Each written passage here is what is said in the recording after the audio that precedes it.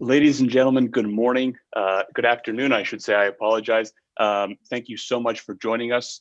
My name is Cameron Consarinia. I'm the Policy Director for NUFTI, the National Union for Democracy in Iran, and it's our sincere pleasure to host today's event. Again, we apologize for the late start we're getting today.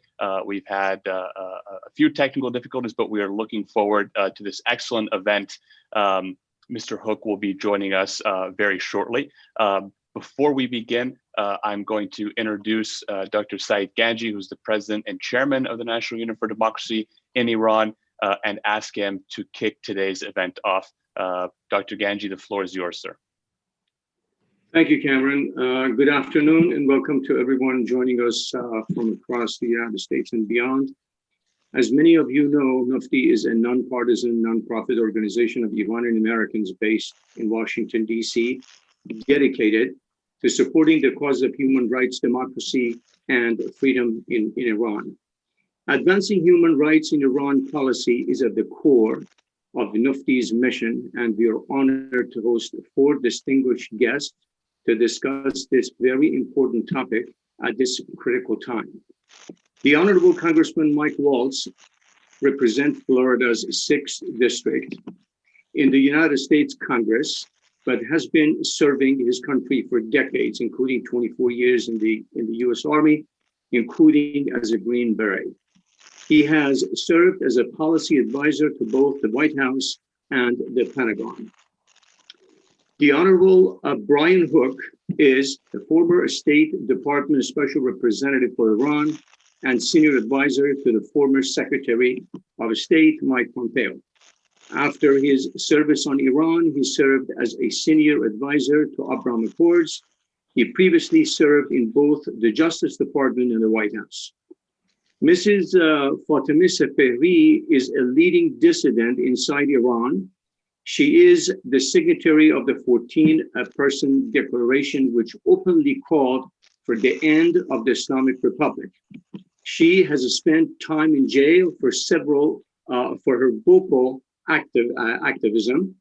Despite his and her brother's ongoing imprisonment, she continues her struggle from inside the country. And of course, Mr. Xiyue Wang is a Jeane Kirpatrick fellow at the American Enterprise Institute, where he focuses on Iran. He is a PhD candidate in history at Princeton University, who is, of course, of his research, was arrested by Islamic Republic in Iran and held by the regime as a hostage for more than 3 years, including in the notorious Evin prison. It is NUFTI's sincere pleasure to host you all, and thank you in advance for your time, insight, and contributions to our cause. I also like to thank Mr. Len Hodrowski for providing introductory remarks. I will now ask NUFTI's Policy Director, Mr. Cameron Consarinia, to continue the event. Thank you so much. Thank you very much, Dr. Ganji. We very much appreciate it. As Dr. Ganji said, we are thrilled to have everyone join us today in this very important event. As he also said, we're thrilled to have a special guest kick today's conversation off, and that's Len Hodorkovsky. Len Hodorkovsky is probably known to many of you. He served in the State Department as Deputy Assistant Secretary for Global Public Affairs, Senior Advisor to the Special Representative for Iran, Mr. Brian Hook, and the Chief Marketing Officer of America's Economic Diplomacy. Now, prior to joining the government, Len was an advertising executive for more than 2 decades, where he helped Fortune 100 companies develop global ad campaigns and grow their brands. He's also been critically focused on the issue of human rights in Iran. And during his service in government, he led what I would consider probably one of the most successful public affairs and public outreach campaigns by the United States to any other country in history. And unfortunately, we've seen things change recently since then, but there are few people who know this issue as well and who care about this issue as deeply as Len Hodorkovsky. And it's for that reason that it's a great pleasure to have him provide introductory remarks for today's session. Len, thank you so much, and the floor is yours. Well, thanks so much, Cameron, and thank you, NUFTI, for hosting this timely discussion. I'm certainly honored to be here with this esteemed panel. My former boss, Brian Hook, Congressman Waltz, my friend Xiyue, Ms. Sepehri, each of whom is a courageous and powerful voice for human rights in Iran. The issue of human rights had a prominent place in the Trump administration's Iran policy because it's at the heart of America's character. We believe that life, liberty, and the pursuit of happiness are God-given rights that cannot be taken away by any man or any mullah for that matter. In his speech announcing the withdrawal from the JCPOA, President Trump ended with a message to the long-suffering Iranian people. He said, quote, "It has been now almost 40 years since this dictatorship seized power and took a proud nation hostage. Most of Iranians have sadly never known an Iran that prospered in peace with its neighbors and commanded the admiration of the world. But the future of Iran belongs to its people. They're the rightful heirs to a rich culture and an ancient land, and they deserve a nation that does justice to their dreams, honor to their history, and glory to their God." And as the Iranian people continue to endure these horrific human rights abuses, please remember that the American people stand with you. And when the mullahs end up on the ash heap of history, as I've said from time to time, we will celebrate with you and welcome a free Iran back into the community of nations, right after signing the Cyrus Accords, of course. Cameron, thanks for putting this event together, and I pass the mic over to you. Please take it away. Len, thank you very much. And I should say that this event would really not have been possible without all of your efforts, and we so appreciate that. And again, to those who are just joining us, but whether in the Zoom or on the YouTube Live, Mr. Hook will be joining us shortly. And after Len's introductory remarks there, we're going to get started. Our first question will be to Congressman Mike Waltz. First of all, Congressman, thank you so much again for joining us today. I know that you were running in and out of votes, and you've got a lot on your plate. So the fact that you're with us means even more. So first of all, thank you so much, sir, for joining us today. Yeah, sure. Pleased to be with you. Thanks for your patience with a crazy schedule. It's our pleasure. Sir, in a recent Newsweek op-ed, you criticized President Biden's decision to, as you say, walk away from leverage on the Islamic Republic. Knowing what we know about the Islamic Republic's support for terrorism, and as we're discussing today, its rampant and ongoing violation of human rights, what do you propose as a better path, sir?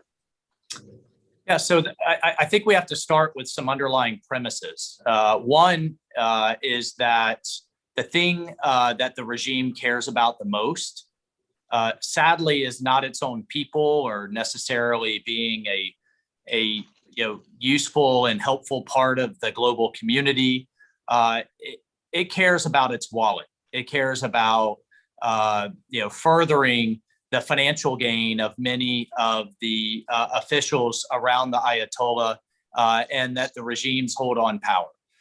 So if you start with that premise, you start with the premise that historically, time after time, since 1979, especially when it comes to the United States and the West, when the regime believes that there is weakness, believes that there will not be costs imposed for its actions, then it's going to press. And it's going to take advantage of that dynamic. When the regime believes that there will be costs that's not to its advantage, then it pulls back. So it is emboldened by perceived weakness, and it's deterred by strength. And if you take those two underlying premises, what we saw in 10 years ago with the imposition of sanctions that were the most universal that we've seen on the regime, including China and Russia, it was no surprise that the regime came to the table to negotiate.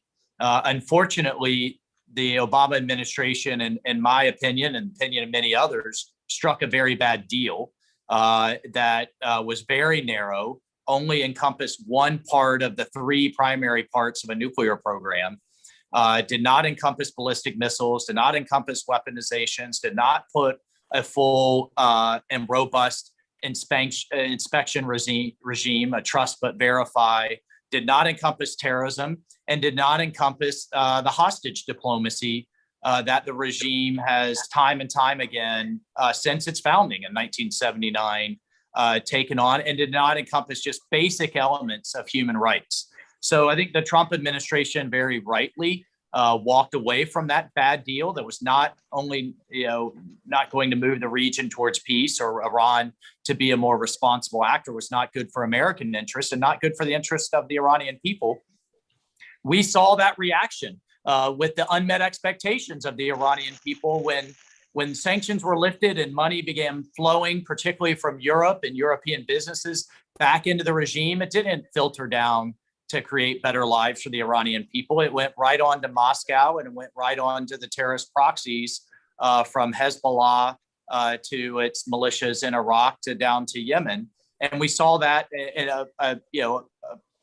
I'd say a very strong and forceful pushback from the Iranian people that once again, I don't think that the West really emboldened and helped in ways that we should have. So where are we?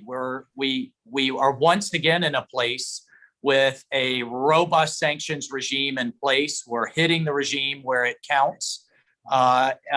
We are seeing time and time again, they're unable to pay their proxies because they don't have the cash flow.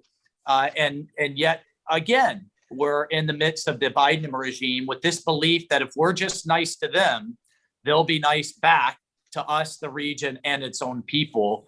I just believe that is a fundamentally flawed approach. If you look, just case in point, if you look in the run-up to the killing of Soleimani, we had attacks on international shipping, a major attack on international oil supplies in Aramco and Saudi Arabia, killing of Americans, storming of the embassy, shooting down of our drones. But once we impose costs on Iran, not on the militias, not on its proxies, but on Iran itself, with the targeted killing of Soleimani, responsible for the deaths of thousands, if not hundreds of thousands across the region, that behavior stopped.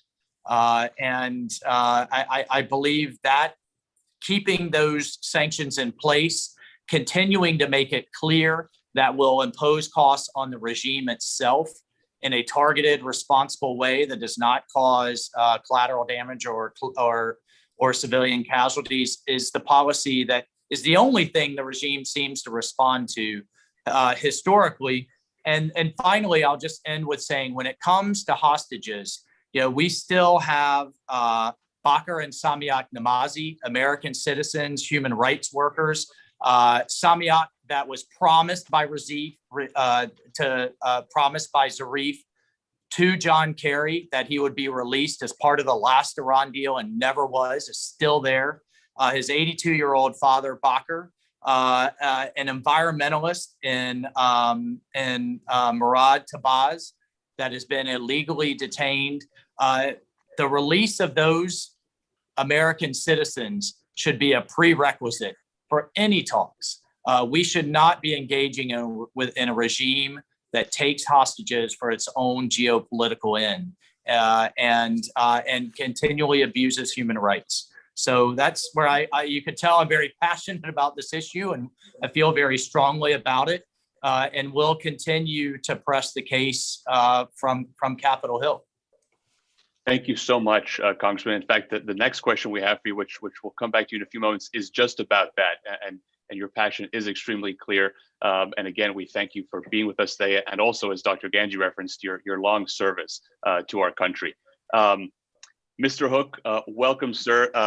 Thank you so much for joining us. I know that your days out of government are no less busy than your days in government. So we appreciate you working this event into your schedule. Thank you so much for joining us. My pleasure. Really good to be with you and the whole team here. Thank you. Thank you. You were introduced previously, but I think that for Iranians and those who follow Iran policy alike, you really don't need an introduction. Nonetheless, you were given one just earlier. So with your permission, we're going to hop right into our first question. Please for you, do. sir. Great. under your leadership, the Iran Action Group and its social media channels, and we have Len here as well, of course, routinely highlighted the plight of the Iranian people under the Islamic Republic and the regime's gross human rights violations. The title of today's event is Human Rights in Iran, Why It Matters for U.S. Policy. Why was doing what you did in the Iran Action Group, why was that important? Why was it important to you? Yeah, well, it was important to me. It was important to the whole team, and that obviously includes Secretary Pompeo. We put the human rights of the Iranian people front and center in the work that we were doing. I think from the very beginning, one of the things that I regretted as an American was the failure of the prior administration, the Obama administration, to stand up for the Iranian people during the Green Revolution. And I've always believed that those who sacrifice or risk their lives for the cause of freedom should never wonder where America stands. And at that time, the Iranian people concluded, I think rightly, that the United States had sided with the regime instead of the Iranian people.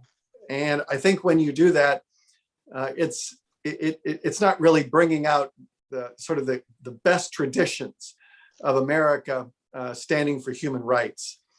So when we came in from the very early times, when I think it was December of 2017, when you had protests, and everybody from the president who was tweeting in Farsi, all the way through through various agencies that had equities, we were publicly standing with the Iranian people, and we were validating their demands, because what they were asking for, we thought, merited the support of the United States. This is a people who have seen so much of their national wealth exported to sectarian groups around the Middle East, but also around the world.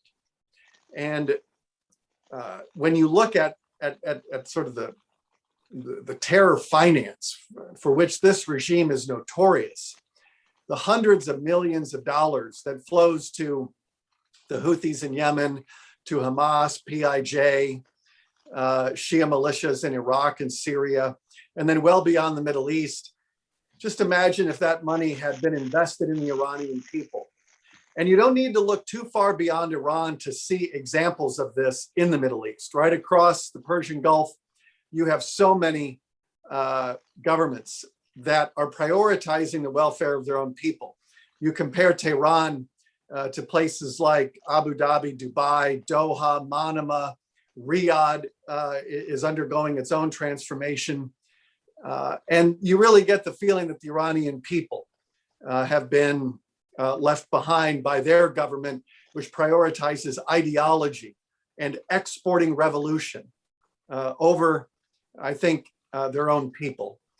And this is a regime that I know while we were in office was facing a crisis of legitimacy, a crisis of credibility, and the regime was really governing on the basis of brute force, which is the violence that took place in the last year or two of our administration against the Iranian people was condemned globally. And that is where I think America can lead. We can help lead the world and to articulate a response that we think is worthy of our traditions and the rights of the Iranian people. Thank you very much, sir. The tweet by the president Persian that you mentioned, I'm sure this was probably told to you by your team, as far as I know, was the most liked tweet in Persian ever. And so much of the work that you did and so much of the work that your colleagues did, from the president to the secretary to Len and others, was so appreciated by the Iranian people. In fact, in a previous event that we had with Ms. Sepehri, she publicly thanked and commented on Secretary Pompeo and his team, as have many others. Manouchehr Bakhtiari, who is currently in jail, the father of Pouya. And to that point, I'm now going to ask a question of Ms. Fatemeh Sepehri. And as Dr. Ganji referenced in his introduction, she is speaking to us live from Iran, which I should reiterate comes at significant potential cost to her. And so we're very thankful for her being with us today. I will say the question that I'm going to ask in English first, and I'll ask of Ms. Sepehri in Persian, and then I ask that you bear with me as I translate her response into English. Ms. Sepehri, Iran is sometimes described, especially as we approach the regime's elections, as a pseudo-democracy. Can you describe what Iran is really like for you, your family, and other opponents of the regime?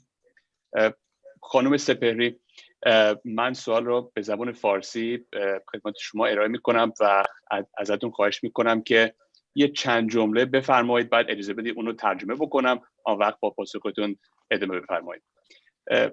بعضیا در خارج از کشور، مخصوصا وقتی به انتخابات رژیم نزدیکتر میشیم، میگن که ایران یک شبه دموکراسی است.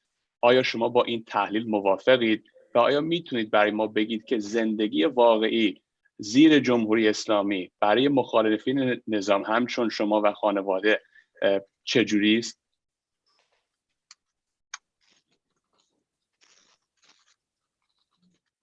جمهوری اسلامی، کسانی که میان میگن که دموکراسی هست، اینها مالکشای جمهوری اسلامی هستند و به دروغ میگن، در حالی که در داخل ایران از این خبران نیست. و اون افرادی که میان میگن که در داخل ایران دموکراسی وجود داره، اینها افرادی هستند که در کشورهای غربی اومدن به عنوان افرادی مانند روزنامه نگار یا استاد دانشگاه یا فعال ضد جنگ به این نامها و فعال حقوق بشر هستند و فقط برای فریب مردم این حرفا رو میزنن.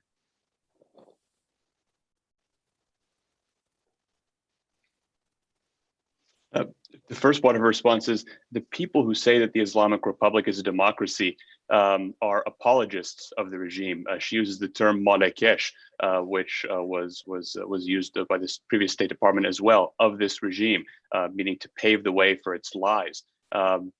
Inside Iran, there is no such talk of Iran being a pseudo-democracy.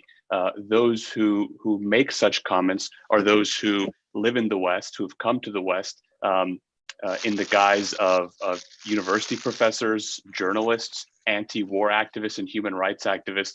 And their mission is to trick people into thinking that Iran is a pseudo-democracy. بفرمایید شما.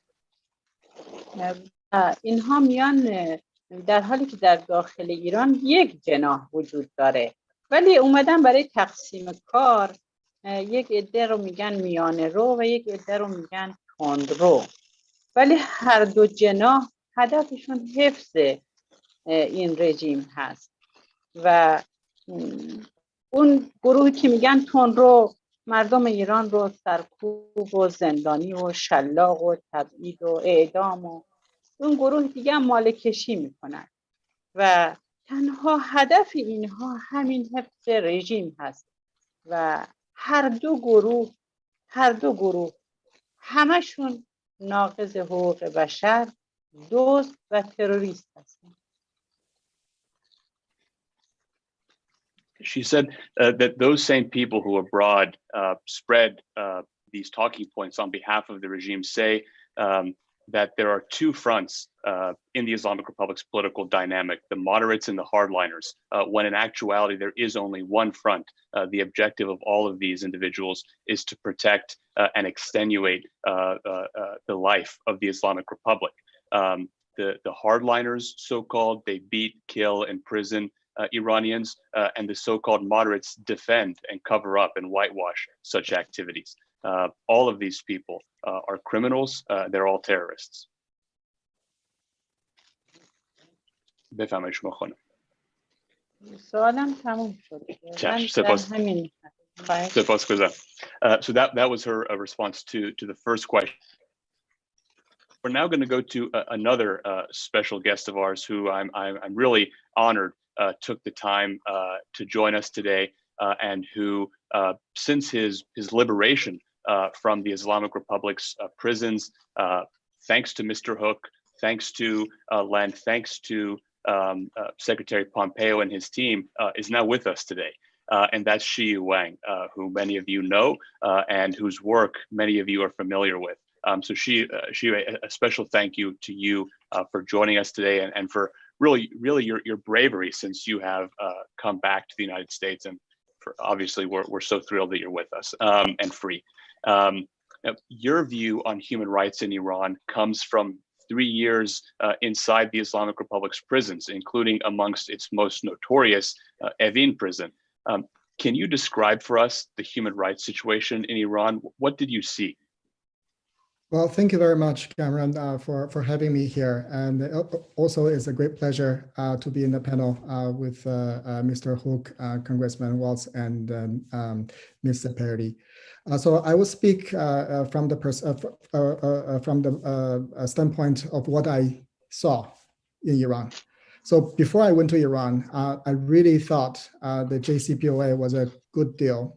It's a major step towards it's a major step by the United States towards changing Iranian behavior, and with good gesture from our side that they will change their behavior.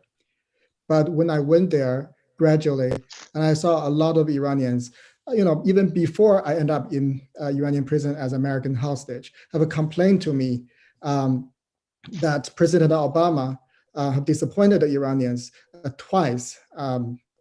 First time in 2009 during the Green Movement, cited the regime. The second time when the JCPOA was concluded, again, instead of pressing the regime for further behavioral change through the leverage that we had at the time, made a compromise with the regime and abandoned the hope of Iranian people.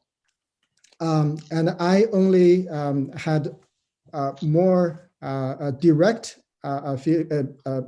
experience of how inadequate and misplaced the JCPOA actually was when I ended up in Iranian prison as a hostage. And as I said in many other places, the interrogators told me I was there only for the sole purpose of achieving a deal with the United States for prisoner swap and then repatriation of Iranian assets. What I've seen was stunning. I was I've been an academic. I've never been in such a situation, but I was thrown into the Evin prison when I was arrested, directly into solitary confinement without a legal representation. I was subject to immediate interrogation and eventually forced into confession for being an American spy, for something that my interrogator knew that I didn't do. But it made no difference for them. Right, and then later on, after I made my confession, I was taken out of solitary confinement and put in with the other Iranians. And I realized what I had been through was a standard process. So many Iranians who, when I was there, it's a Ministry of Intelligence prison. And as you know, Ministry of Intelligence is very much a secret police type of organization that takes care of so-called security and political crimes. And whereas many Iranian people undertaking activities in the free world considered absolutely normal and legal. Even sometimes under Iranian law, considered illegal, were perceived as a security threat. And their rights are grossly violated, and they got picked up by the Ministry of Intelligence and thrown into prison to be subject to solitary confinement without legal counsel, forced confession, the same thing that I went through. And I saw Iranian Christians being jailed for a couple of months in solitary confinement, and sometimes even repeated. Taking out of the solitary confinement after a couple of weeks and being put in a general population and put back to solitary confinement to achieve the maximum shock, of a white torture, so to speak, because there's no violence directly involved. And then they were subject to this, not because of what they have done, but because of what they believe, simply because they were converts. They were previously Muslims and converted to Christianity. And then there were Iranians also posted opinions and and ideas and complaints about the situation, economic and political situation in Iran, in social media, Telegram, or Twitter, and they got picked up and thrown into prison. Solitary confinement again, forced confession, and then when there was a legal process, no legal presentation of lawyers were given, or lawyers sometimes were not allowed, most often not allowed to speak, and then a court a decision has already been predetermined. And then this is the Iranian security apparatus. This is the Iranian legal process, and then this is a completely abuse of human rights. As I described in one of my recent pieces, in my opinion, the issue of human rights in Iran, from the point of view of Iranians, is really about the struggle for civil and political rights promised by the regime itself. But not only the regime failed to deliver that to the Iranian people, they are treating the Iranian people under feet by abusing them through harsh prison, through street violence. And this is what I have seen. When I went to Iran, I really didn't think that would be the case. I didn't really think that there would be so many people actually were so unsatisfied about President Obama's compromise towards the Iranian regime. But through my own experience, being arrested, being forced into confession, falling into a victim of hostage taking, and then spend time with so many Iranians from all walks of life, I understand very deeply about what the regime is doing. And that is, for the first and the foremost, they're violating the Iranian, the civil and political rights of the Iranians. For the Iranian people, what the Iranian people really care about when it comes down to their political priority is the human rights issues in Iran. Because when you look at it, we in America, we talk about Iran, we talk about nuclear issue, we talk about missile, we talk about Iranian regional behavior. But when you talk about, talk to Iranians inside Iran, the human rights issue is the first and foremost important issue, because that's the daily life of Iranians. Thank you, Xiyue, and I apologize as well for the background noise. Often when we've said this before, when Javad Zarif connects from inside Iran, he rarely has technical difficulties, but when everyday Iranians like Ms. Sepehri are trying to share their voice, we face some technical challenges. So you'll forgive the background noise. I apologize. Xiyue, thank you so much for that. One thing you once said, I forgot where you said this, but as a prisoner hostage alongside Iranian prisoners, you mentioned once that some Iranian prisoners told you, you at some point will likely leave, we'll be here forever. So please share our message. And you really have done that. And you have been so selfless and self-sacrificing in how you have continued to carry this cause forward. So thank you so much, Xiyue, truly, for what you do. Congressman, I'd like to come back to you, sir. You mentioned at the end of your first response about what can be done in the Congress. I know you recently have written a letter with some of your colleagues. In fact, it was bipartisan. So this is not just a GOP issue. It really goes across both lines. As Americans, we're very proud of the values for which our country stands. Mr. Hook referenced them very eloquently. People like Ms. Sepehri here with us today remind us, though, that these are also universal values. They don't solely belong to Americans. As a leader in the Congress, how can the United States continue to promote human rights in its foreign policy, especially when it comes to the issue of Iran? Yeah, no, thank you, and that's a great question, and I just want to say very clearly and very much on the record for particularly for you, Mr. Wang, but particularly for Ms. Sepehri, how courageous you are, how much I admire what you're doing. It is relatively easy. It is easy for us in the safety and the confines of the United States or in Western nations that abide by the rule of law with truly democratically elected governments to talk about these issues. I wonder how many of so-called activists in America would literally put their life on their line and their families' lives on the line to then continue that activism. And I think the numbers would drop off really fast. So I just in absolute admiration for you, ma'am, and for everything that you stand for, truly with your own flesh and blood. Look, the United States has to continue to lead. We cannot cede that leadership when it comes to our basic values: freedom of religion, freedom of speech, freedom of assembly, freedom of the press. We can't cede that to authoritarian regimes like China.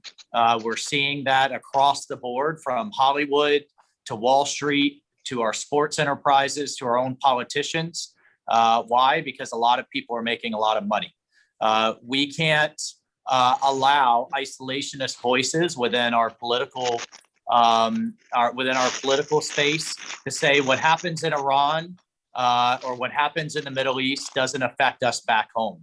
I have to tell you, it is difficult sometimes when I'm standing in front of a group of 400 or 500 Floridians, and many of whom's children are going to substandard schools and hitting a couple of potholes on the way there, or coming from neighborhoods themselves that have a real issue with crime, to then make the case that where girls are educated and women thrive in societies around the world, extremism doesn't, and therefore their daughters are safer back here in the United States. We have to continue to lead and to make that connection.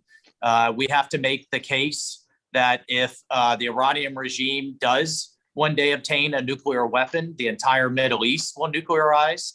There will be an arms race that will put the health and safety of the entire world at risk. But we have to connect the dots, and we have to continue to draw draw those lines of how what happens over there will affect us home right here. We saw very explicitly when we pulled out of Iraq too soon. We saw the rise of ISIS and Sunni extremism that marched across the Middle East, led to attacks across Western Europe, and inspired attacks right here, including right on the edge of my district in Orlando and Pulse nightclub. So I think at the end of the day, brave folks like Fatemeh, and our support for her and our solidarity for her. And I think Brian Hook is absolutely right. We missed a historic opportunity, the Obama administration, in supporting the Green movement. We are about to make a historic blunder in not supporting those in Afghanistan that are willing to stand with us against extremism. We're literally handing them their death sentence when the last soldier leaves. But that's what American leadership is about, what it should be about around the world. And I can tell you, as long as I'm in Congress, I'll continue to demand that kind of leadership, regardless of political party. It is easy for us to take for granted the level of global prosperity that the world has enjoyed since the United States became a superpower post-World War II. But that leadership is always under threat. As Ronald Reagan said, we're but one generation away from losing our freedoms. We don't inherit them. And to the extent that we can project that around the world, we absolutely can and should. And that's something I'm absolutely, as long as I'm here, dedicated to do. Thank you so much, Congressman. You put it extremely well that these two are not divorceable. Our values abroad and those values here. So thank you very much for your leadership, sir. Mr. Hook, your first response, we're definitely going to have to cut that and make it go viral, because I think it was just so perfectly encapsulated why today's topic is important, and I think encapsulated so much of what you and your team did at the State Department, and as so many have attested, it was very impactful. But perhaps a similar question to the one that the Congressman just answered, in bringing that back home, because sometimes it can be difficult for Americans who do not focus every day on foreign policy to understand why it's important for our country to stand for these values abroad. The State Department, when you served and always, is charged with pursuing America's interest on the global stage. And you speak very, very eloquently about these values and our interests. So how does advancing and promoting human rights abroad, especially in places where they're most violated, like Iran, how does that actually advance America's interests? You know, the United States, from the time of its founding, has always been a fascinating mix of ideals and interests. And we go through some periods where it's I would say the thumb is on the scale for interests, and sometimes it's on ideals. What we tried to do, I think, at the State Department was to do justice to both. And so we obviously have very strong interests in a place like Iran. As I think Congressman Waltz said earlier, if they're able to acquire a nuclear weapon, the Middle East will never be the same, because this is the last revolutionary regime on earth. You really can't say that about North Korea, which is largely known as the Hermit Kingdom. It doesn't really have ambitions beyond the Korean Peninsula. But when you look at something like Iran, and if you read the writings as I have, of the Ayatollah Khomeini, he talks about exporting a global revolution. And we can never lose sight of the fact that the Iranian regime's, its founding, its charter document, is to export its version of Shia Islam. And they accomplished that through a great deal of violence and sectarian violence. And so the United States has faced enormous challenges from Sunni extremism with Al-Qaeda.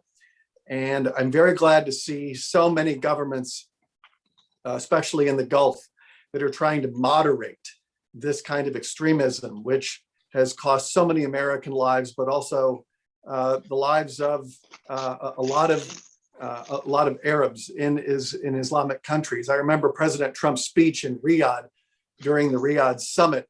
I thought was a very thoughtful and kind of very clear-eyed, hard-headed analysis of the dangers and the challenges of extremism. And so Iran, as it builds out its network of proxies in the gray zone to terrorize people, not only in the Middle East, but around the world. They've conducted assassinations and terrorist operations, I believe, in virtually every region of the world. And this is consistent with its founding, with the Ayatollah. So we advance American interests when we deny the Iranian regime a nuclear weapon. We advance our interests when we drain the coffers of the banker. I mean, the Iranian regime is the banker for Hamas, Hezbollah, PIJ, the Houthis, and all these Shia proxies. And so when we put in place the maximum pressure campaign, that had a direct effect on the finances of terrorist groups like Hezbollah. And while we were in office, I was very proud of the fact that the leader of Hezbollah had to announce a fundraising drive because they were not getting the money that they were used to because of our maximum pressure campaign. And so we need to be weakening the center of terror finance, and we also need to be weakening its proxies. I'm very proud of the fact that Iran's military budget declined dramatically while we were in office. During the Iran nuclear deal, it had achieved record levels. That's sort of the interest column. On the ideals column, as I said earlier, when people like President Reagan talked about America as a shining city on a hill, we really do try to lead by example. And when we see peoples around the world that are oppressed and in many cases, like in Iran, put into jail or killed, I think it's incumbent upon us to speak for them as we can. And I spent a lot of time during the 2 years I was the Iran envoy, reminding people of the lives that had been lost. So many innocent lives have been snuffed out by this regime. And it's very easy for the world to move on to forget, but I wanted to make sure that we never forgot these people who, in great acts of courage, who were seeking greater freedoms from this regime, gave their lives. And so we, on a pretty regular basis, talked about that. I think that is a very important thing for the United States government to do on a very regular basis. What I saw during the Iran nuclear deal, the regime was committing many acts against its people, expanding its regional aggression, and the press underreported it because I think it undercut the Iran nuclear deal. And I'm very worried that as we get closer to this administration re-entering the deal, that there will be a similar incentive to paper over this regime's crimes against its own people and its terrorism in the region. So we strove very hard to balance our ideals and interests. I think we got it right.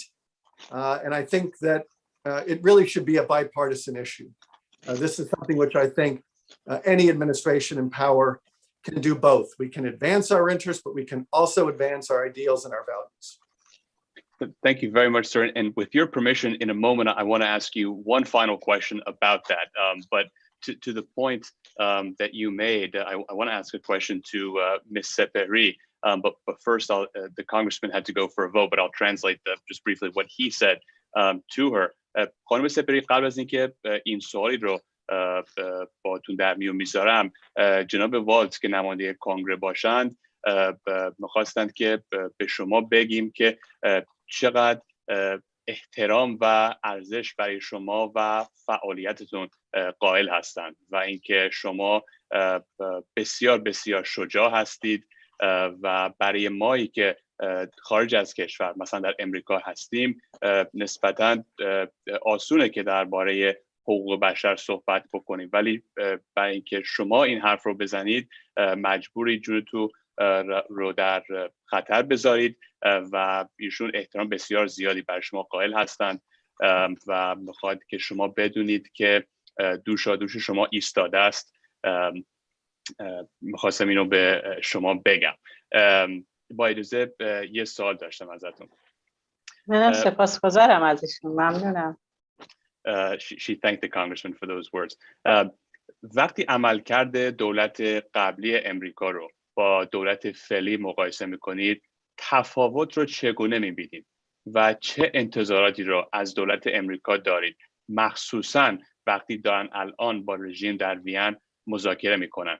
My question to Ms. Sepehri is, when you compare the actions of the previous administration with the current one, how do you view the difference? And what is your expectation of democracies like the United States? بفرمایید شما.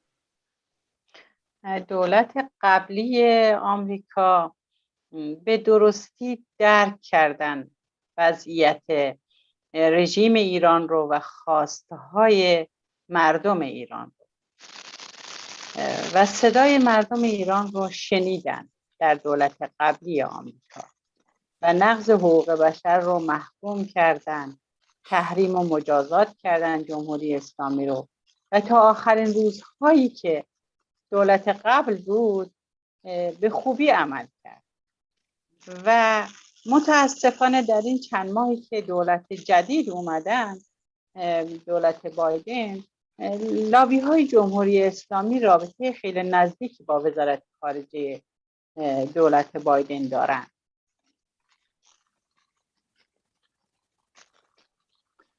Ms. Sepehri says that the previous administration, the Trump administration, correctly understood the Islamic Republic and its aims, and the aims and aspirations of the Iranian people.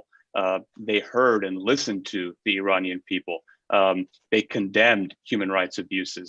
They used sanctions.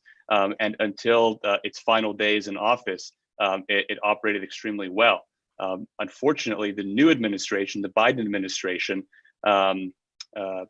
in the few months in which it has been in office, the Islamic Republic's lobbyists have developed extremely close relationships with the new administration.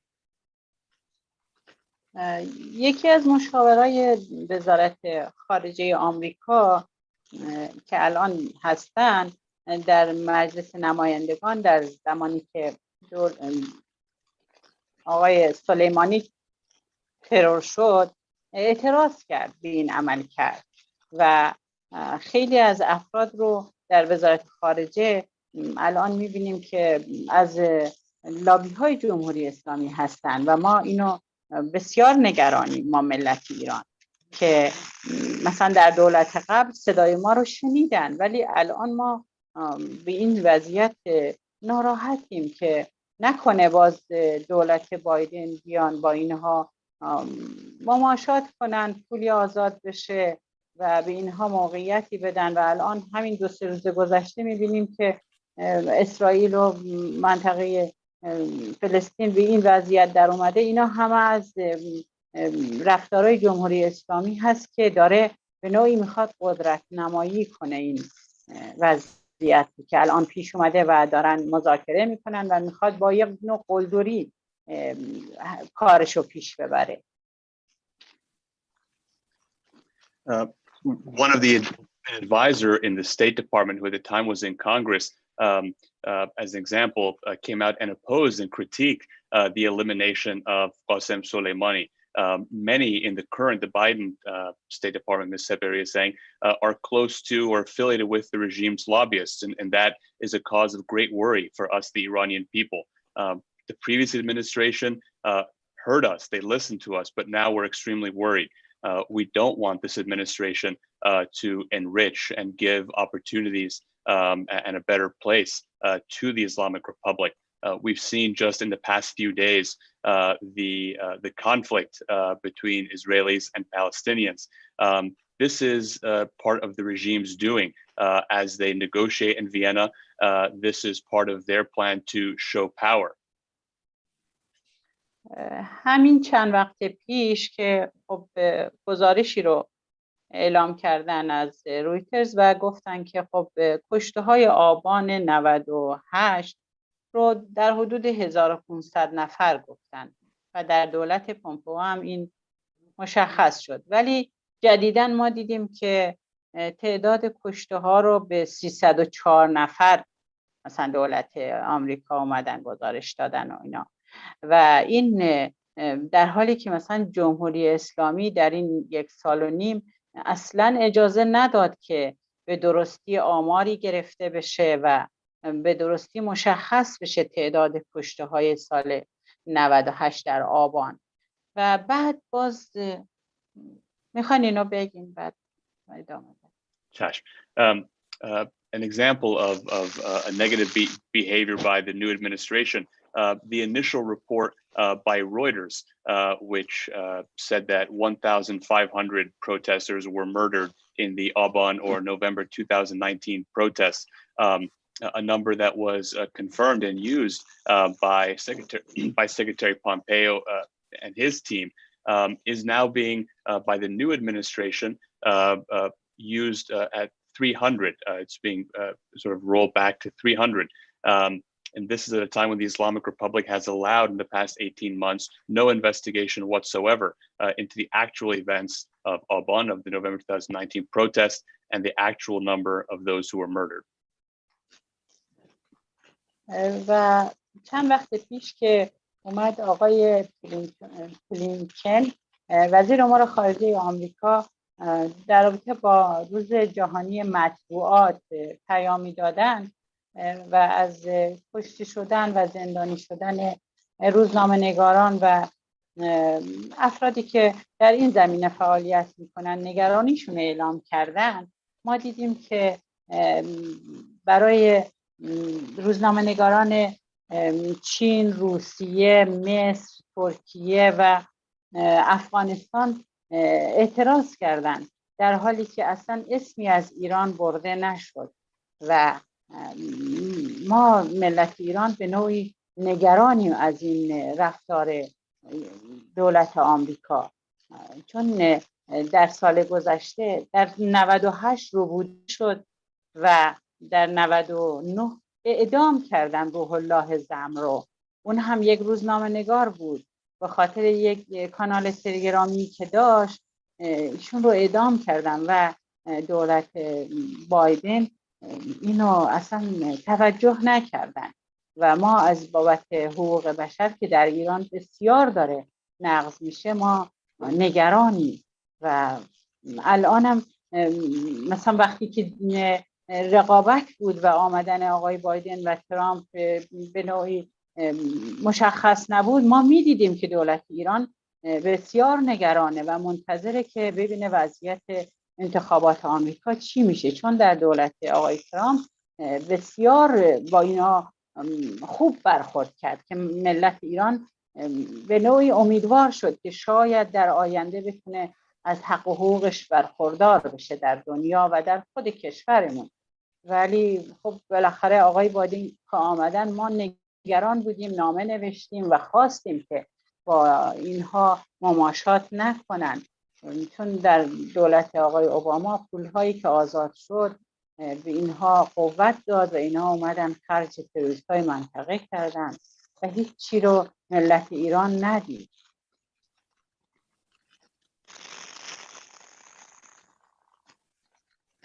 سپاسگزارم ازتون. Recently, Mr. Blinken, the Secretary of State, on International Press Day, gave a message in which he talked about journalists who had been killed and jailed, those who work in the field of journalism.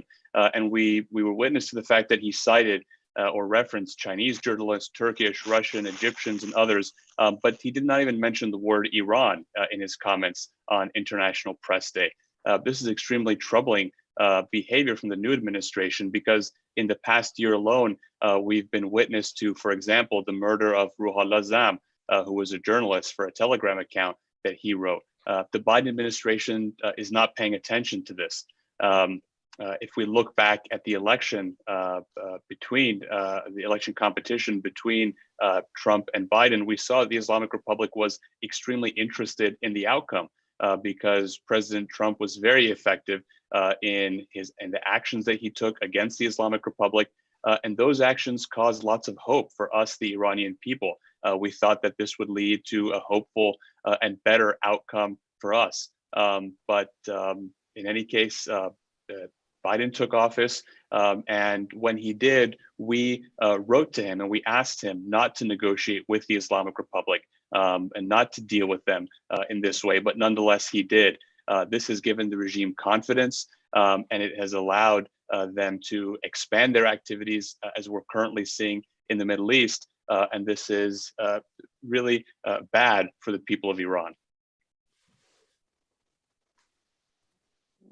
دولت ایران از همون ابتدایی که اینا روی کار اومدن با کارهای تروریستی و گروگانگیری کاراشون رو پیش بردن و در سال 58 بود که سفارت ایران رو اشغال کردن توسط همین آقای احمدی نژاد و نمیدونم خانم ابتکار و چه روزگاری به ملت ایران رقم زدن، در حالی که من چند سال پیش که دولت آقای ترامپ بود من تشکر میکنم و من دیدم اون برنامه رو که آقای براین هوک آمدن جلو سفارت ایران ایستادن و گفتن ما اینجا رو به عنوان امانت داریم نگهداری میکنیم که یه روزی به ملت ایران تحویل بدیم، در حالی که جمهوری اسلامی سفارت ایران رو اشغال کرد، گروگانگیری کرد و بعد با گروگانها چقدر خواست کاسبی کنه و به نوعی تا جای پیش رفتن که شاه ایران رو با گروگانها مبادله کنند و از ابتدا جمهوری اسلامی بسیار نقض حقوق بشر و رفتارهای غیر انسانی داشته و ما تا دولت آقای ترامپ هیچ وقت ندیدیم از دولت‌های آمریکا با ایران همراه بشن به خوبی با مردم ایران. ولی در دولت ترامپ واقعا ما این رو دیدیم که بسیار خوب برخورد کردن و ما امید داشتیم که دولت بعدی هم که میاد مانند آقای ترامپ رفتار کنه، چون جمهوری اسلامی رو ما دیدیم، ما ملت ایران دیدیم که جمهوری اسلامی به زانو در اومد.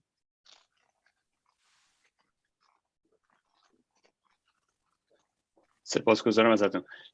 The Islamic Republic, this regime from its very beginning, has used terrorism and hostage taking to advance its own interests. We saw in 1980 that they invaded the American embassy. This was led by some who are still on the scene today, Mahmoud Ahmadinejad, Massouma Ebtekar, and this event has caused much trauma and pain for the Iranian people. And she would like to thank Mr. Hook specifically because she remembers with great fondness the video that Mr. Hook took in front of the Iranian embassy here in Washington, and where Mr. Hook described how the State Department and the United States government for 42 years at this point have kept and maintained the Iranian embassy in excellent condition. And they are keeping it in escrow, essentially, to be returned to the Iranian people at the appropriate time. And so Ms. Sepehri asked specifically that I thank Mr. Hook for that. And she said that this immense care that was taken in protecting the Iranian people's embassy was done despite the fact that the Islamic Republic had destroyed and pillaged the American embassy in Tehran. They used hostages even in an attempt to return the Shah of Iran for their charges. These people are hostage takers who act in a way that is truly inhumane. Prior to the Trump administration, we had never seen an administration that had been in lockstep, in solidarity with the Iranian people until the Trump administration. And we were thankful for that. And we hope the administrations that come after would act like the Trump administration when it comes to Iran policy, because we, the Iranian people, saw that its policies had brought the Islamic Republic to its knees.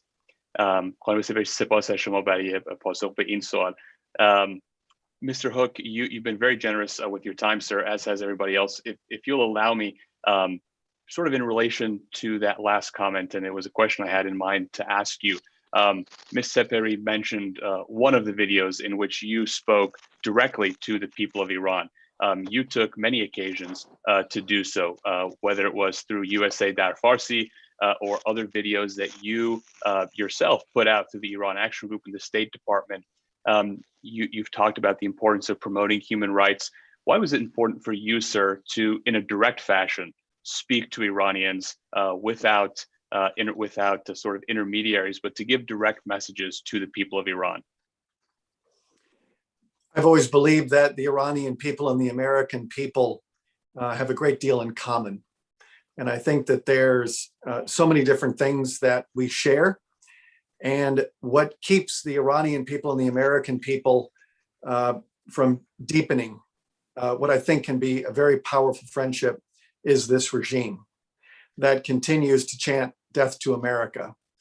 And they have created this fake enemy of the United States because that's part of their survival mode, is to create these and to demonize the United States to in part justify its existence. But this is not, the Iranian people know that the United States is not an enemy of the Iranian people. I believe very much that we are have the great potential to be great friends. I thought it was important to, I think, make that clear. And the Iranian embassy, which is in Washington, D.C., you're absolutely right. I'm very gratified by what Ms. Sepehri said. I look forward to the day when we can return the keys of the Iranian embassy to the Iranian people. And in the meantime, we're going to take care of the embassy. And the regime is going to use our old embassy as a museum to demonize and spout the worst sort of vile ideology against the United States and the American people. I believe right outside the embassy, they've they put up a Statue of Liberty, and where the face of Lady Liberty is, they've put a human skull. And I think that most of the Iranian people know that this is just more propaganda that the regime puts out to try to create space between our two countries. But I know that there's so much that I think that really we have so much in common. And I know that when I get around the world and meet with the Iranian diaspora, it's clear that the Iranian people thrive everywhere they exist, except in Iran. And it's one of the great tragedies, I think, of the 20th and 21st century, how this regime using the revolution has hijacked the lives of so many Iranian people and have kept the United States and Iran apart. And so broadly, I'm optimistic and hopeful. I believe in the power of the Iranian people. I believe in their wisdom, in their capabilities. And one day, I hope it's in my lifetime, we're able to return the keys of the embassy to the Iranian people. Thank you very much, Mr. Hook. I most appreciate that. We have a very last question for Xiyue, and we have gone over time, so I sincerely apologize to Xiyue. If you would be able to deliver us your expert insight briefly, we'd be most thankful to you. You described, when you spoke to me, America's support for human rights in Iran as emboldening and empowering the people of Iran, which I think is a much better way of putting it. Some naysayers or apologists of the regime, as Ms. Sepehri may put it, would call it interfering in internal affairs. Why is that policy of emboldening and empowering a policy imperative for you that the United States should pursue? Xiyue, yep. Yeah. So thank you very much. Let me address that question by starting from addressing the current policy of the Biden administration. Now, I think we're in the course of returning to the JCPOA as it was, and then lifting the sanctions. By doing so, the Biden administration argues that we are ending suffering caused by the United States on the Iranian people through the sanctions. But actually, that's not what I saw in Iran.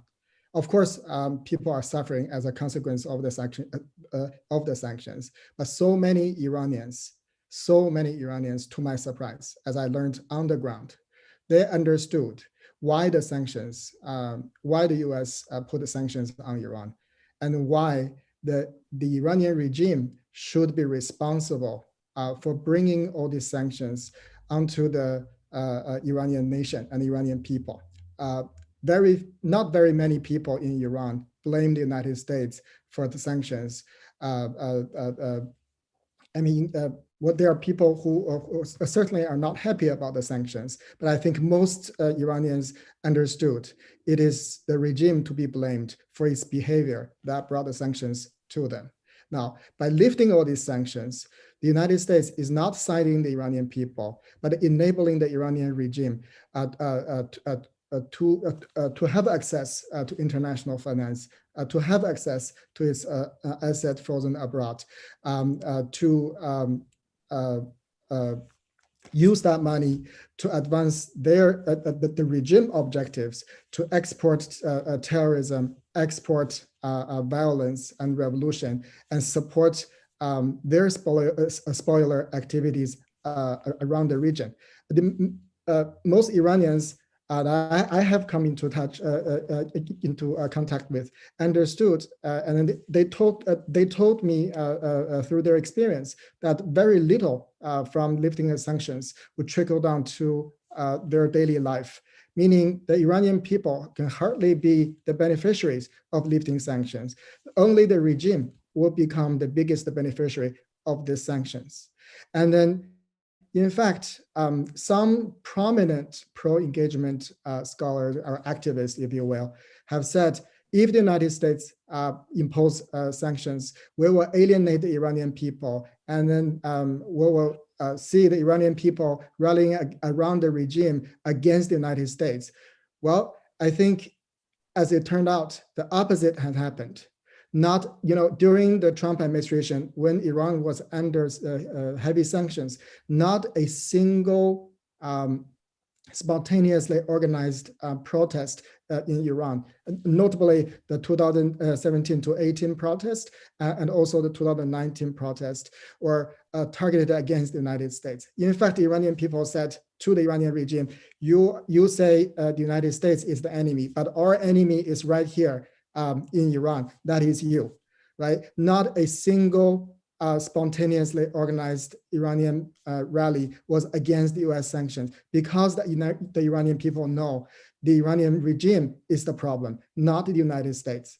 Now, I come back to the question you made. I think it is important for the United States to side the Iranian people, to support the Iranian people against the Iranian regime, because when the United States put pressure on Iran, it emboldens and empowered the people to come and to come out and voice their legitimate social political concerns against the regime. That puts a limit and a check and to what the regime can do and increase the cost of the regime malice, right? So I think that is important. By supporting the Iranian people's voice, by supporting the Iranian people's demand, we are basically protecting our own interest. By letting the Iranian people be a natural check against its malicious regime. Thank you very much, Xiyue. I will note that we have dozens of questions from the audience, but given the fact that we are already over time, I will unfortunately not be able to get to those. Everyone is quite busy. In fact, it's nearly 2 a.m. In Tehran, in Iran, that is, for Ms. Sepehri. So I'd imagine that she would like to have leave. Thank you again very much to each of you. Len, a special thank you to you for helping put this event together. Thank you for all that you did in your time at State. We're so thankful. Xiyue, thank you. First of all, we're so glad to have you home. Thanks to Mr. Hook's efforts and those of so many others. We're glad to have you here. Thank you for joining us today and offering your expert insight. Mr. Hook, I think that you knew when you were in the State Department how much Iranians appreciated your leadership. It's a privilege that we were able to have you alongside Ms. Sepehri today, and you could hear it directly from her.